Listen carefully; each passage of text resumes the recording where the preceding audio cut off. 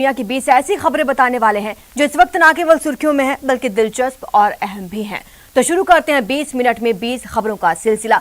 सबसे पहले देखेंगे राजस्थान की कौन कौन सी खबर इस वक्त अहम है।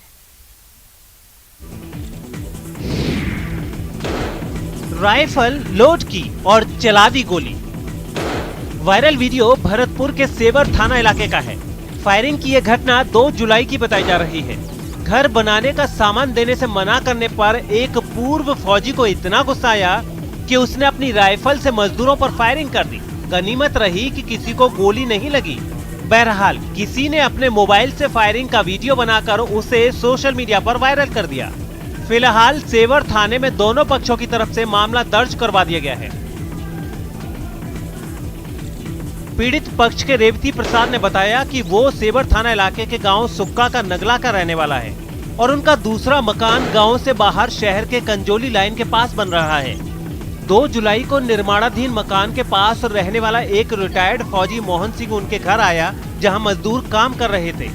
मोहन सिंह ने मजदूरों से छेनी और फावड़ा मांगा, लेकिन मजदूरों ने देने से मना कर दिया, जिस पर मोहन सिंह सभी मजदूरों को गालियां देने लगा, जिसके बाद मोहन सिंह और मजदूरों में हाथापाई हो गई। बताया जा रहा है कि झगड़े के कुछ देर बाद मोहन सिंह करीब 15 लोगों के साथ रेवती के घर पहुंचा और गालियां देते हुए पत्थर फेंकने लगा, जिस पर मजदूरों ने भी छत पर चढ़कर पत्थर फेंकने शुरू कर दिए। कुछ देर बाद मोहन सिंह अपने घर से राइफल लेकर आया और मजदूरों पर फायरिंग शुरू कर दी। इस बाबत रेवती ने सेवर थाने में मामला दर्ज करा दिया है।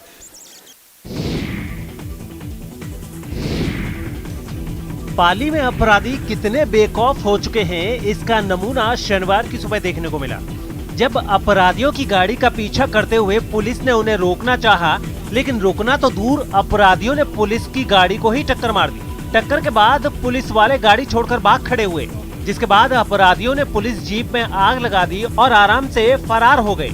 इससे पहले अपराधियों ने करीब 6 जगहों पर चोरी और लूटपाट की, जिसका सीसीटीवी फुटेज भी सामने आया है।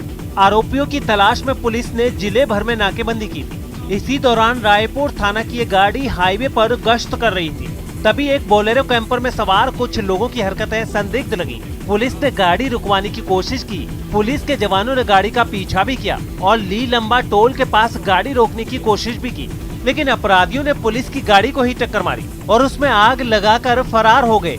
घटना की खबर मिलते ही एसपी सहित कई पुलिस अधिकारी मौके पर पहुंचे और पूरी जानकारी ली। उन्होंने पुलिस कर्मियों के ऊपर पहले गाड़ी चढ़ाने की कोशिश की। पुलिसकर्मी अपने बचाव में साइड में खेत की तरफ उन्होंने अपना बचाव किया।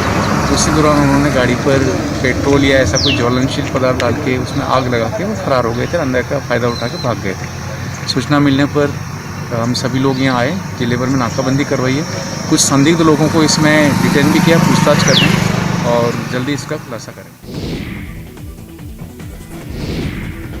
1971 के युद्ध की 50वीं वर्षगांठ पर निकाली गई विजय मशाल जैसलमेर पहुंची, जहां रियासत के पूर्व महारावल चैतन्य राज सिंह ने मशाल का स्वागत करते हुए शहीदों को याद किया और मशाल का विधि विधान से पूजन भी किया। 1971 के युद्ध की विजय बनाने के बाद आज 50 वर्ष हो चुके हैं और उसको लेकर स्वर्णिम विजय वर्ष मनाया जा रहा है, जिसको लेकर उसकी जो मशाल है वो पूरे देश से होते हुए आज सरहदी जिला जैसलमेर में आई है। जी हाँ, वही जैसलमेर जहाँ हर नागरिक सेना का जवान है। चप्पे चप्पे पर जो है सेना के साथ कंधे से कंधा मिलाकर राज परिवार हो या फिर यहाँ की जनता, हर कोई खड़ा है। गौरतलब है कि भारत पाकिस्तान के बीच हुए 1971 के युद्ध में मिली ऐतिहासिक जीत के 50 साल पूरे होने पर स्वर्णिम विजय वर्ष के रूप में मनाया जा रहा है। इसको लेकर सेना की ओर से अलग अलग आयोजन कर खुशियां भी मनाई जा रही हैं। विजय वर्ष के उपलक्ष्य में दिल्ली से चारों दिशाओं में विजय मशाल रवाना की गई, जिसे प्रधानमंत्री नरेंद्र मोदी ने हरी झंडी दिखाई थी।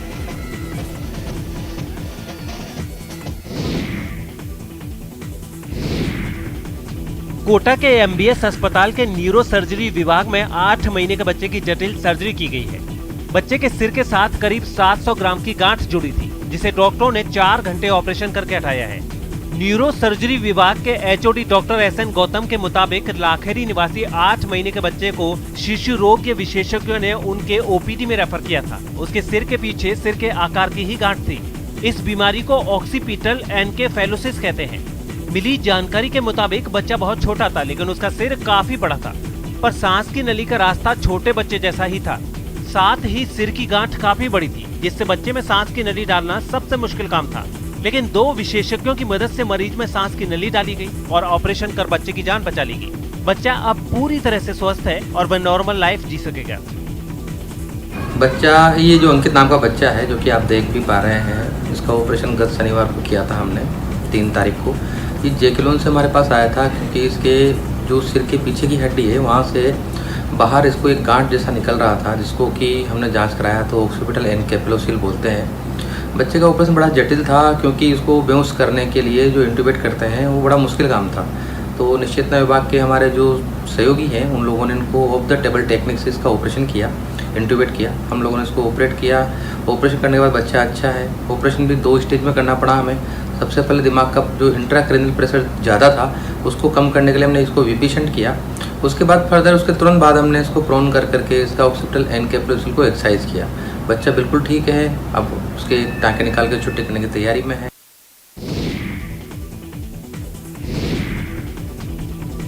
पोखरण शहर के सौंदर्यीकरण के साथ साथ परमाणु नगरी की वीर गाथा को अमर रखने के लिए शक्ति स्थल के पास 100 फीट का तिरंगा लहरा रहा है। 100 फीट ऊंचा तिरंगा लहराने के लिए निर्माण कार्य पूर्ण होने के बाद सुबह तिरंगा यहां पहुंच गया। शक्ति स्थल के सामने सुबह तिरंगा फहराने का काम शुरू कर दिया गया। करीब 2 घंटे में तिरंगा 100 फीट ऊंचे स्तंभ पर लहरा दिया गया, जिसके बाद बड़ी संख्या में उपस्थित कार्यकर्ताओं ने तालियां बजाई और जय हिंद भारत माता की जय के नारे भी लगाए। साथ ही मिठाइयां बांटकर खुशी का इजहार भी किया। परमाणु धरा पर लहराता तिरंगा आकर्षण का केंद्र बना हुआ है। तिरंगा लहराने के बाद यहाँ युवाओं की चहल पहल भी लगी हुई है। कस्बे सहित आसपास के गांवों और ढाणियों से भी बड़ी संख्या में लोग यहाँ पहुंचकर तिरंगे के साथ फोटो खिंचवा रहे हैं। परमाणु नगरी की इतिहास और गौरव की बात है कि पोखरण में आज 100 फीट का तिरंगा झंडा लगाया गया है नगर पालिका द्वारा, और बहुत खुशी की बात है। 20 दिसंबर 2020 को मेरी फर्म को कार्यादेश दिया गया। कार्यादेश के साथ झंडे का स्थान निर्धारण और लेआउट प्लान स्वीकृत करके सक्षम स्तर पे मेरे को दिया गया। उसके आधार पर मैंने काम चालू करवाया। जिला कलेक्टर यूडी खान की एक पहल ने जिले के 1000 से अधिक परिवारों की जिंदगी बदल दी है।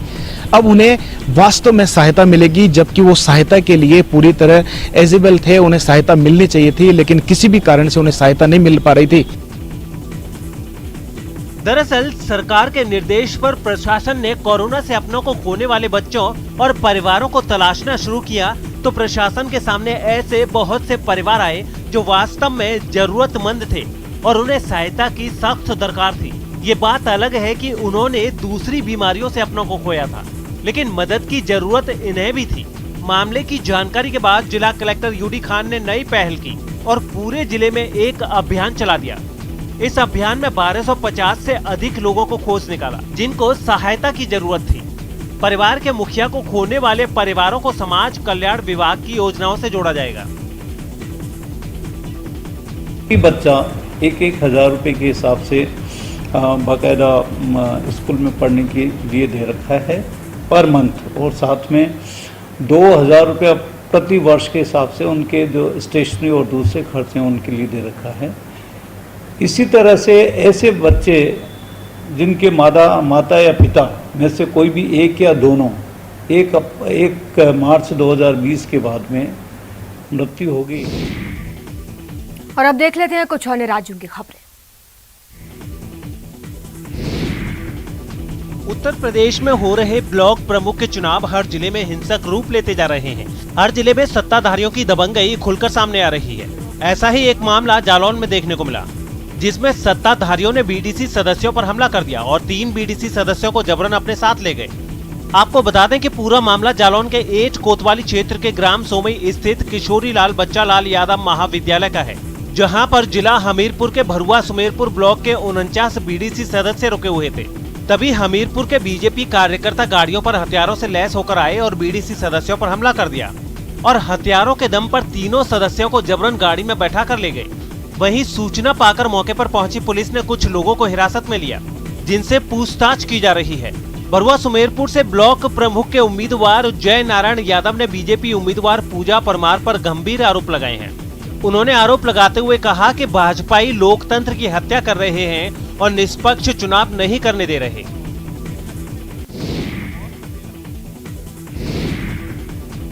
धू-धू कर जलती कार की ये तस्वीरें उत्तर प्रदेश से आई हैं। हैरान करने वाली ये तस्वीरें ग्रेटर नोएडा के थाना बीटा 2 क्षेत्र के 130 मीटर रोड की हैं। दरअसल देर रात ग्रेटर नोएडा डाबरा गांव के निवासी ऊधम सिंह भाटी अपनी कार से दिल्ली से अपने गांव डाबरा आ रहे थे। ऊधम सिंह भाटी जैसे ही ग्रेटर नोएडा 130 मीटर रोड पहुंचे तभी वायर में शॉर्ट होने से कार में आग लग गई। देखते ही देखते लपटों ने पूरी कार को अपनी चपेट में ले लिया। ऊधम सिंह भाटी ने किसी तरह कार से कूदकर अपनी जान बचाई और पुलिस और फायर ब्रिगेड को घटना की सूचना दी। सूचना मिलते ही बीटा 2 पुलिस मौके पर पहुंच गई, लेकिन जब तक फायर ब्रिगेड की गाड़ी मौके पर पहुंचती तब तक कार पूरी तरह से जल चुकी थी। हालांकि फायर ब्रिगेड की गाड़ियों ने मौके पर पहुंचते ही आग को बुझा दिया। वहीं ऊधम सिंह भाटी ने बताया कि आग लगने से कार में रखे कई जरूरी कागजात जलकर राख हो गए।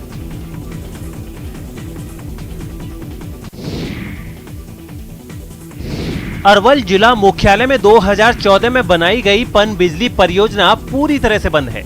इस परियोजना से जिले के 500 मेगावाट बिजली का उत्पादन हुआ करता था, लेकिन हाल के दिनों में मामूली खराबी के कारण उत्पादन ठप पड़ा हुआ है। गौरतलब है कि शहर में पर्याप्त बिजली आपूर्ति के लिए जिले में 4 पनबिजली परियोजना का निर्माण कराया गया था, लेकिन देख रेख के अभाव में जिला मुख्यालय में बनी पनबिजली परियोजना पूरी तरह से ठप हो गई है, जिससे शहर के लोगों को बिजली की भारी परेशानी का सामना करना पड़ रहा है। नाबार्ड के द्वारा वर्ष 2014 में अरवल जिले में 4 पनबिजली परियोजना की स्वीकृति मिली थी।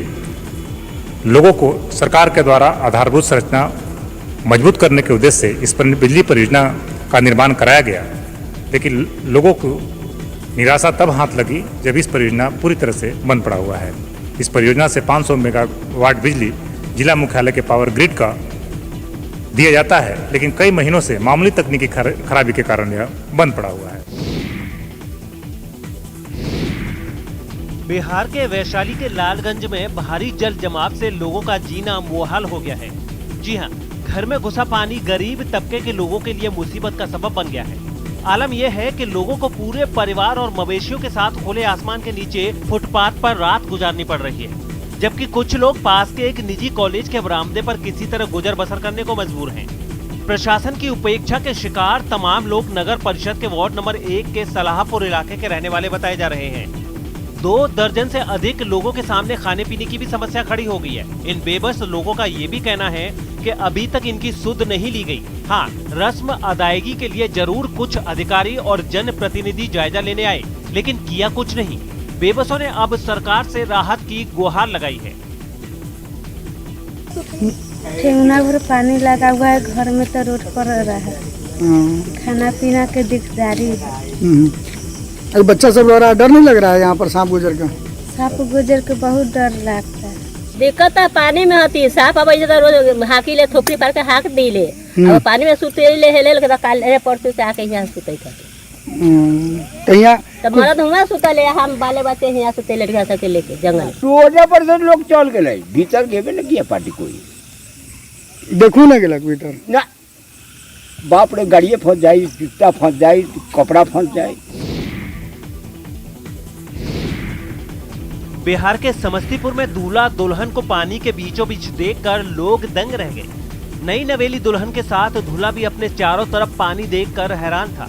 दरअसल बिहार के कई गांवों में इन दिनों बाढ़ आई हुई है। गांव में बाढ़ का पानी भरने से लोगों को नाव के सहारे ही जाना पड़ रहा है। बारात भी नाव पर ही जा रही है। दूल्हा हो या फिर दुल्हन, सभी को नाव पर बैठाकर भेजा जा रहा है। कल्याणपुर प्रखंड के गोबर सिठा गांव में नाव से बारात आई और शादी के बाद नाव से ही दुल्हन ससुराल के लिए विदा हुई। वारिस नगर के पुरनाही गांव से दूल्हा चंदन कुमार की रामस्कल राम की पुत्री काजल से शादी होनी थी। शादी करने के लिए चंदन बैंड बाजे के साथ बारात लेकर आया था, लेकिन गोबर सिठा में दुल्हन के घर तक जाने के लिए कोई रास्ता नहीं था, जिससे दूल्हे और बारातियों को नाव से ही जाना पड़ा। गांव के लोगों ने दूल्हा और बारातियों के लिए नाव की व्यवस्था भी की। दरवाजा लगने के बाद बाढ़ के पानी के बीच ही शादी की रस्म पूरी की गई। फिर अगले दिन सुबह दुल्हन को दूल्हे के साथ नाव से ही ससुराल के लिए विदा किया गया। बता दें कि बागमती की बाढ़ ने गोबरसिठा गांव को चारों ओर से पानी से घेर रखा है।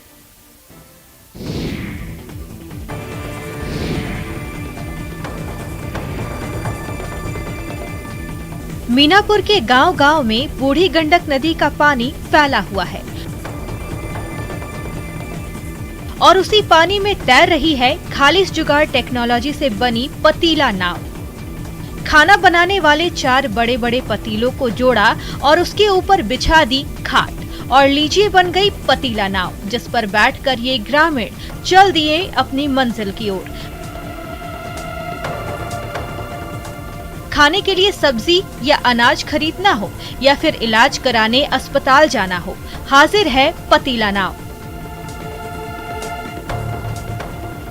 ये पतीला नाव हम लोग बनाए हैं अपने से जान की सुरक्षा के लिए।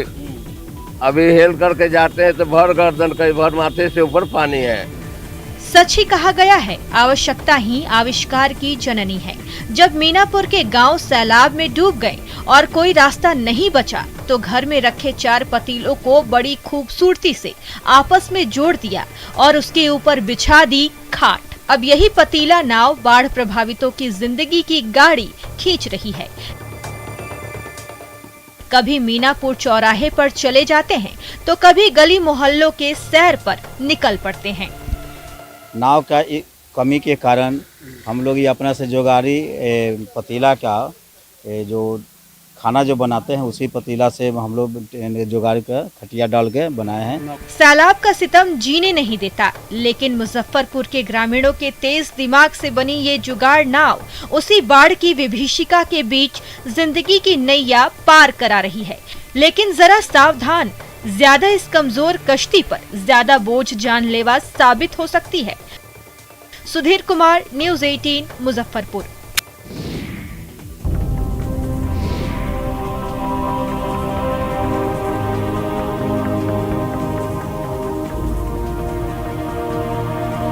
महाराष्ट्र के नागपुर में हुई भारी बारिश लोगों के लिए मुसीबत की वजह बन गई। मॉनसून के फिर से एक्टिव होने के साथ ही वहां लगातार कई घंटे जोरदार बारिश हुई, जिसकी वजह से शहर के निचले इलाके तालाब में तब्दील हो गए। सड़कों पर इतना पानी भर गया कि गाड़ियों का चलना मुश्किल हो गया। एक तस्वीर सामने आई जिसमें एक रेहड़ी वाले के ठेले का सिर्फ ऊपरी हिस्सा ही नजर आ रहा है, जिसके पहिए पानी में पूरी तरह डूबे नजर आए। सड़कों की हालत भी ऐसी हो गई कि पहली नजर में कोई भी इन्हें नदी समझने की भूल कर बैठे।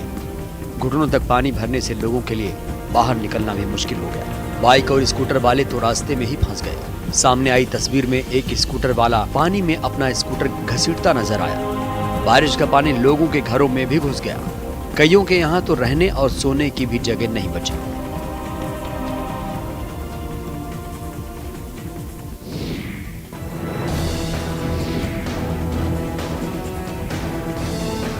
नाइट सफारी पर भी निकल जाएं तो शायद एक साथ इतने शेरों के दीदार न हो पाएं। तस्वीरों को दिल थाम कर देखिएगा और फिर नंबर गिनते जाइए।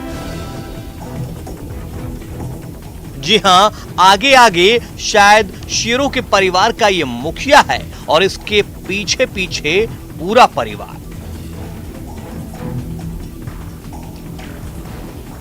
एक नहीं, दो नहीं, 3 नहीं, 4 नहीं, पूरे 5। आप कह सकते हैं ये हैं हम 5। रात का सन्नाटा पसरा है और इस सन्नाटे को चीरते सुनसान सड़क पर ये सभी शान से घूम रहे हैं। हालांकि हाव भाव देखकर तो ऐसा ही लगता है कि ये सभी खुद ही डरे सहमे हैं, क्योंकि हाईवे के किनारे किनारे ये तेज कदमों से किसी ठिकाने पर जाने की कोशिश कर रहे हैं। अब जरा शेरों की इसी फैमिली की दूसरी कैमरे में कैद हुई तस्वीरें देखिए। इन तस्वीरों में भी आपको शेरों की पूरी फैमिली नजर आ रही होगी। ऐसा लगता है जंगल से भटक कर ये शहर में दाखिल हो गए हैं। यहाँ से अब जाना कहाँ है इन्हें भी ठिकाना नहीं पता है, क्योंकि बैरिकेडिंग देखकर खुद ब खुद इनके कदम रुक गए।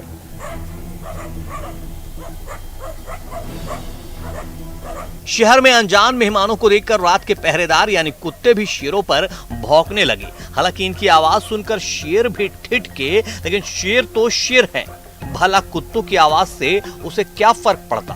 बताया जा रहा है कि ये तस्वीरें गुजरात के राजूला अमरेली पीपावाव हाईवे की हैं।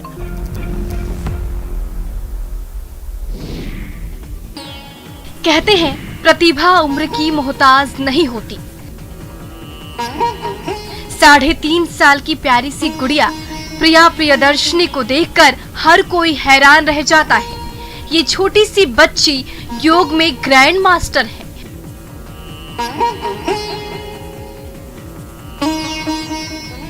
और योग में अधिकतम पोज देने में इन्हें महारत हासिल है। ओडिशा के नयागढ़ के स्प्रिंग गर्ल के नाम से मशहूर प्रिया के पिता प्रकाश प्रियदर्शनी योग के जानकार हैं। उन्होंने अपनी प्रतिभा को अपनी बेटी प्रिया को देने में कोई कोर कसर नहीं छोड़ी।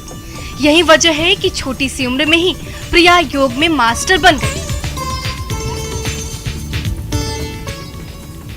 प्रिया के माता पिता के मुताबिक उनका सपना प्रिया से विश्व रिकॉर्ड बनवाने का है, लेकिन तंग हाली की वजह से ये अभी तक मुमकिन नहीं हो पाया है। अब प्रिया के प्रशिक्षण के लिए माता पिता ने प्रशासन से मदद की अपील की है। प्रिया प्रियदर्शनी अपने योग पोज के लिए इंडिया बुक ऑफ वर्ल्ड और एशिया बुक ऑफ वर्ल्ड में अपना नाम दर्ज करा चुकी हैं। उम्मीद है कि बेहतर प्रशिक्षण पाकर जल्द ही विश्व रिकॉर्ड के जरिए देश का नाम रोशन करेंगी।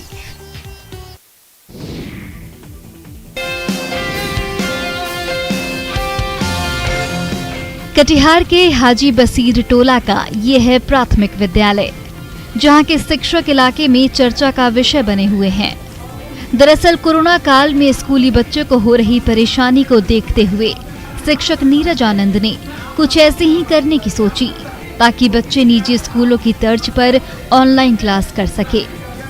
इसके लिए नीरज आनंद ने बाकायदा एक मोबाइल ऐप बनाया और फिर छात्रों के परिजनों से घर घर जाकर संपर्क किया। सोशल डिस्टेंसिंग के जरिए अभिभावकों के सामने अपने विचार रखे और इसका असर ये हुआ कि सरकारी स्कूल में पढ़ने वाले छात्र भी अब ऑनलाइन कक्षा में शामिल हो रहे हैं। हालांकि मोबाइल ऐप बनाने में आनंद का साथ स्कूल के सभी शिक्षकों ने दिया। वाकई समाज के बदलाव के लिए ऐसी ही सकारात्मक सोच की जरूरत है। 20 मिनट 20 खबर में अब देख लेते हैं कुछ अंतर्राष्ट्रीय जगत की कुछ खबरें।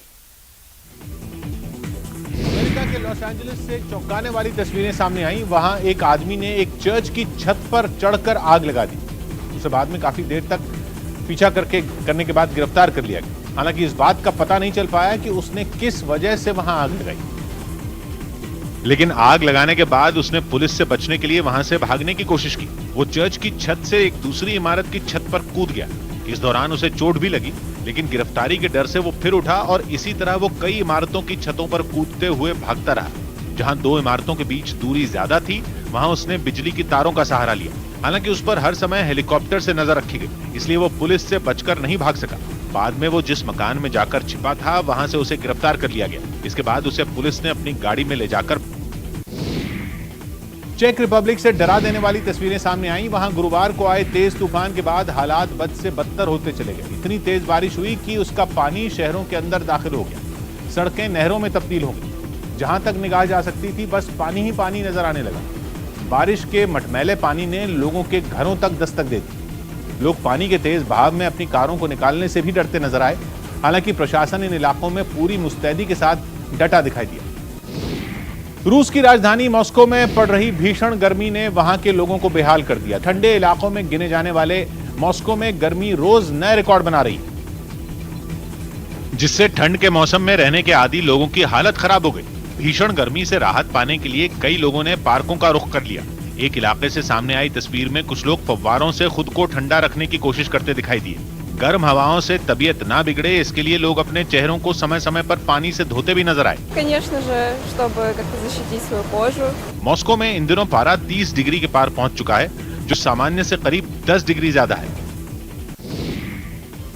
अमेरिका के न्यूयॉर्क से हैरान कर देने वाली तस्वीरें सामने आई। वहां जमीन के अंदर बने एक रेलवे स्टेशन में बारिश का पानी भर गया। वहां एक तूफान की वजह से कई इलाकों में लगातार भारी बारिश हुई, जिसकी वजह से शहर का बड़ा हिस्सा तालाब में तब्दील हो गया। सबसे हैरान करने वाली तस्वीरें तो एक रेलवे स्टेशन से सामने आई। जमीन के अंदर बने स्टेशन में बारिश का पानी घुस गया। वहां की सीढ़ियों से पानी झरने की तरह बहता दिखाई दिया। फर्श में भी काफी पानी जमा हो गया। स्टेशन के बाहर की सड़क पर तो जैसे नदी में बदल गई। फिलहाल इतना ही। आप देखते रहिए न्यूज़ 18 राजस्थान। लीवर की